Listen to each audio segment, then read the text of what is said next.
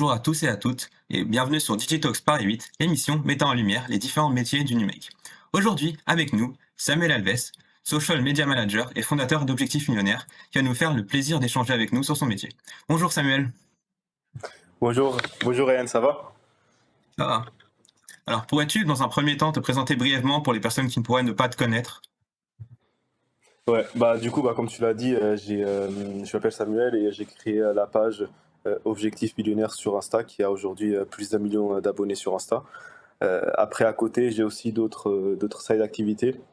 Mais bon, essentiellement, si on doit faire un truc court, c'est ça, essentiellement. Ok, merci. Et pourrais-tu justement nous en dire un peu plus sur ton parcours, que ce soit ton parcours de vie ou académique? Mm.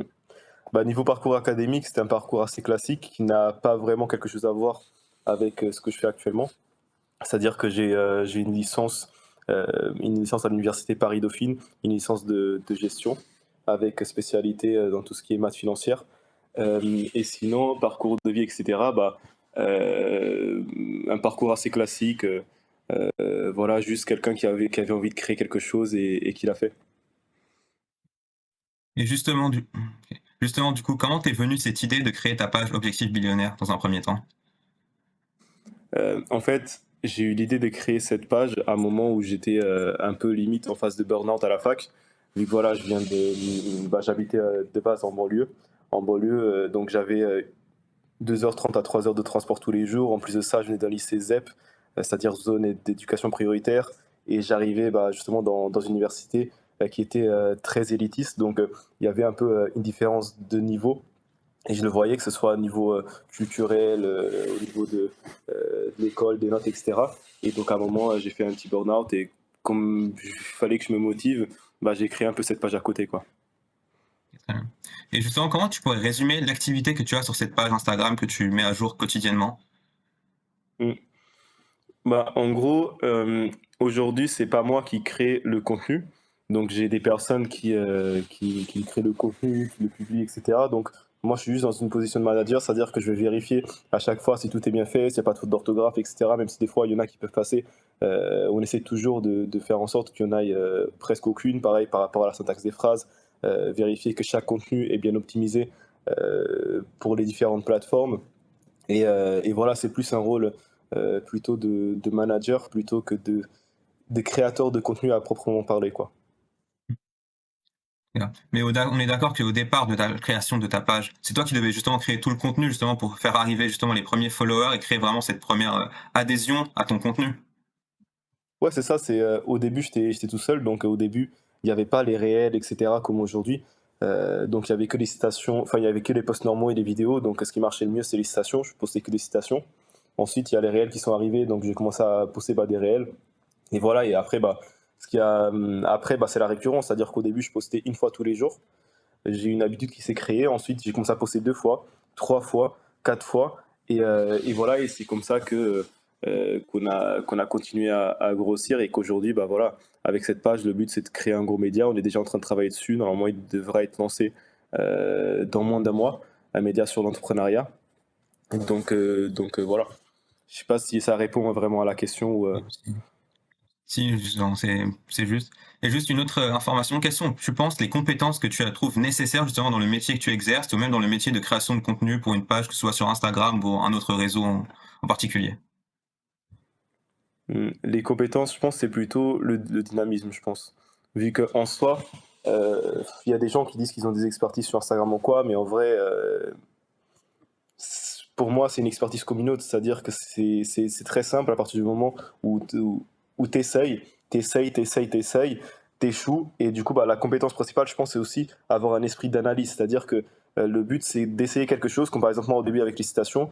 Si on regarde bien les premières citations que j'ai fait au début et celles que je poste maintenant, il y a quand même un grand gap entre les deux, c'est-à-dire que voilà, j'ai posté, j'ai vu qu'il y avait des résultats, j'ai vu qu'il y en avait qui avaient plus de résultats d'autres, donc je me suis dit, ok, pourquoi est-ce que ce type de contenu-là a plus de résultats que ce type de contenu B. Donc voilà, c'est en analysant, en essayant de découvrir pourquoi. Est-ce que c'est peut-être l'image? Est-ce que c'est peut-être les couleurs? Est-ce que c'est peut-être le texte que tu utilises? Est-ce qu'il y a un mot en particulier, une connotation de phrase en particulier? Et c'est en analysant tout ça qu'ensuite tu arrives à trouver entre guillemets une formule que tu peux améliorer continuellement et aussi voilà, en analysant la concurrence, voir ce qui se fait, que ce soit dans ton domaine, dans d'autres domaines. Et voilà, c'est un peu un domaine dans lequel il faut rester dynamique. Si tu n'es pas dynamique, au final, tu te fais court-circuiter par tout le monde, quoi. Mm. Du coup, à cette notion de dynamique, est-ce que tu rajouterais aussi la notion de persévérance, aussi la notion de vraiment essayer au moins, on perd rien à essayer justement, de tenter le tout pour le tout? Et est-ce que tu penses que c'est vraiment quelque chose, combien de temps après il t'a fallu justement pour se trouver vraiment la formule qui marche et que dire cette situation, millionnaire? Mm. Ouais. Ouais, en fait, je pense que c'est de la persévérance, ouais, bien sûr, mais c'est aussi de la régularité. C'est-à-dire qu'au début, tu peux essayer des choses, tu peux faire, etc. Mais si t'es pas régulier, si, par exemple, là, si je vais sur mon compte, je crois j'ai presque 4000 posts. Donc 4000 posts en 4 ans. Donc voilà, c'est vraiment ce truc de régularité. Voilà, voilà, j'ai commencé à un post, ensuite j'ai vu que je pouvais le faire quelques mois plus tard, voire même un an et demi plus tard, j'ai passé à 2 postes, ensuite 3 postes, ensuite 4 postes. Et c'est vraiment ce truc de régularité, être régulier, toujours analyser, ne pas jamais se reposer sur ses acquis. C'est-à-dire que voilà, quand tu fais bien ton truc, c'est-à-dire que quand tu arrives à trouver une bonne formule et que tu l'améliores sans cesse, tu arrives à un moment où forcément tu peux arriver entre guillemets au top et te dire ok, c'est bon, je suis arrivé, etc. Mais non, c'est là où justement il faut continuer d'analyser, vu que sinon après c'est un peu comme si tu avais une entreprise, un peu comme IBM ou quoi. À l'époque, quand Apple ils sont apparus, ils ont un peu méprisé Apple et au final, on voit bien la croissance d'Apple par rapport à IBM. Donc c'est un peu pareil, c'est-à-dire il faut jamais sous-estimer les autres aussi. Est-ce que tu penses que justement pour la création comme de ta page, tu as parlé de 1 an et demi pour mettre 2 posts et de la régularité, est-ce que tu penses pour la création de contenu et tout ce qui relève du social media manager, c'est une question de long terme, il faut pas voir à court terme, mais justement essayer de peut-être fidéliser justement tout ce qui est follower à l'avenir et vraiment voir une stratégie de long terme et pas court terme pour ce genre de choses. Ouais, c'est ça. Je pense que tu as tout à fait raison sur ce point-là. C'est-à-dire qu'il faut toujours avoir des stratégies long terme.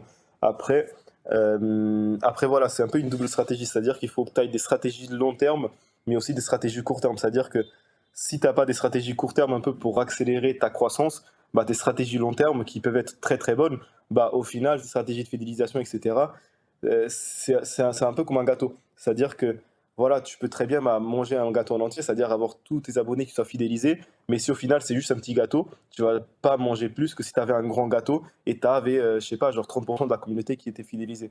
Donc voilà, je pense que l'objectif c'est vraiment de essayer un peu de hacker ta croissance sur le court terme, histoire de gagner de plus en plus, et en même temps avoir une stratégie de long terme sur laquelle tu es sûr que tes abonnés sont fidèles et que c'est des gens qui aiment vraiment ce que tu fais, quoi.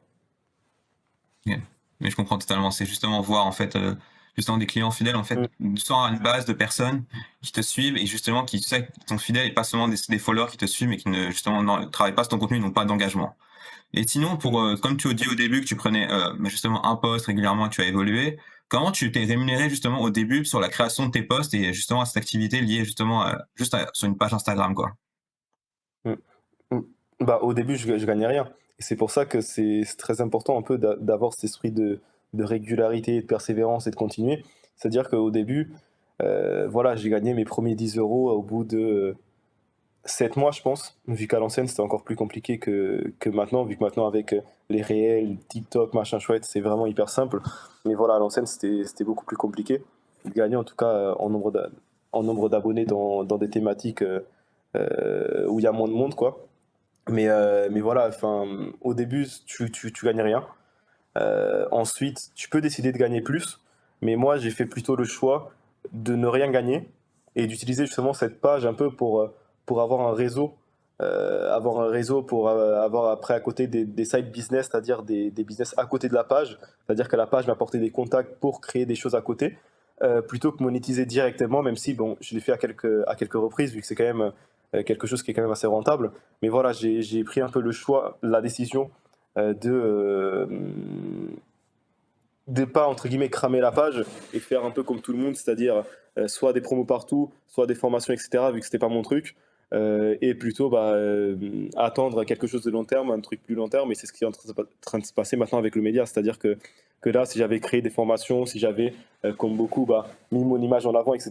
Peut-être que sur le court terme, et ça, enfin, ça revient un peu à la question au truc que tu as dit avant, c'est-à-dire vraiment avoir une stratégie long terme, c'est-à-dire que voilà, si j'avais pensé un peu court terme, comme tout le monde, essayer de voilà, monétiser direct, à sortir des formations, à faire des promos, etc., bah, aujourd'hui, j'aurais jamais pu créer un média avec. Pourquoi? Parce que mon image, elle serait trop attachée à la page.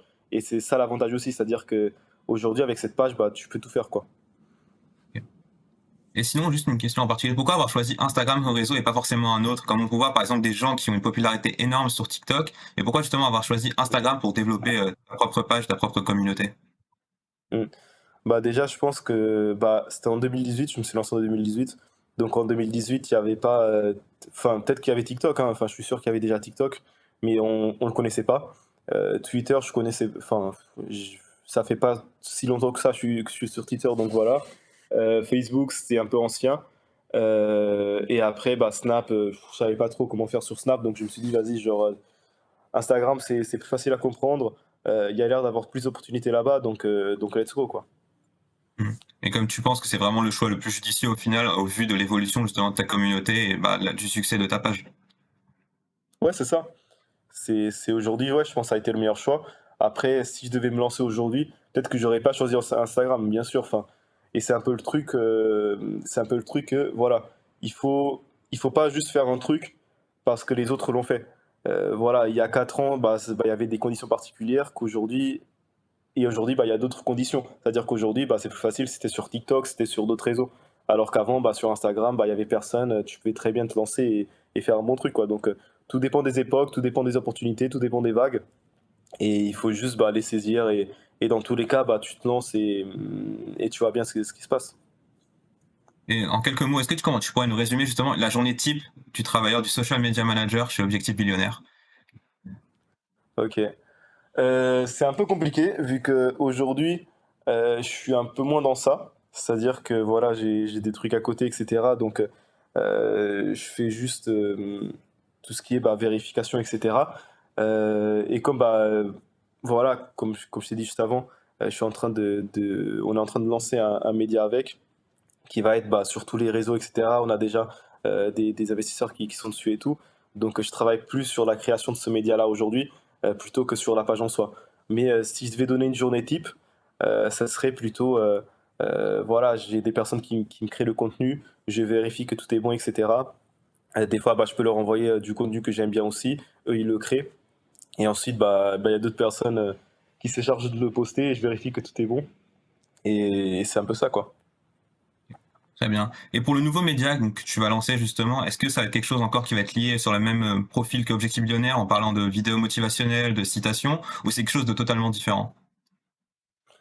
Non, bah, tu as posé une bonne question vu que c'est pareil. C'est juste que voilà, bah, nous, ce qu'on va faire, c'est un peu un mélange entre brut et Forbes. C'est-à-dire qu'aujourd'hui, si tu demandes à un entrepreneur ou et tout, tu as le choix entre passer chez Forbes ou passer chez la BPI, sur leurs médias. Concrètement, il va dire, voilà, il va choisir Forbes en 2 secondes, tu vois. Alors qu'en soi, combien de personnes regardent vraiment ce que Forbes y font? Pas grand monde. Et du coup, bah, le but, c'est vraiment d'essayer de prendre ce créneau-là, vu qu'aujourd'hui, il n'y a personne qui est vraiment. Enfin, il y a aucun média en France sur l'entrepreneuriat qui est vraiment global, que tout le monde connaît, etc. Et le but, c'est un peu bah, de faire un peu comme Brut et prendre ce créneau-là, qui est le créneau de l'entrepreneuriat, donc parler de tout ce qui est business, tout ce qui est motivation, tout ce qui est état d'esprit, tout ce qui est aussi plus actualité business, comme par exemple là, encore hier, il y a Elon Musk qui a proposé le rachat de Twitter pour, je crois, 45 millions, non, milliards, pardon, un truc comme ça. Et bah, par exemple, ça aurait pu être une actualité, pardon, qu'on aurait posté sur le compte, tu vois. Donc voilà, le but, c'est vraiment de démocratiser l'entrepreneuriat auprès de la population française, vu que c'est quelque chose qui est très démocratisé dans d'autres pays, comme par exemple les États-Unis.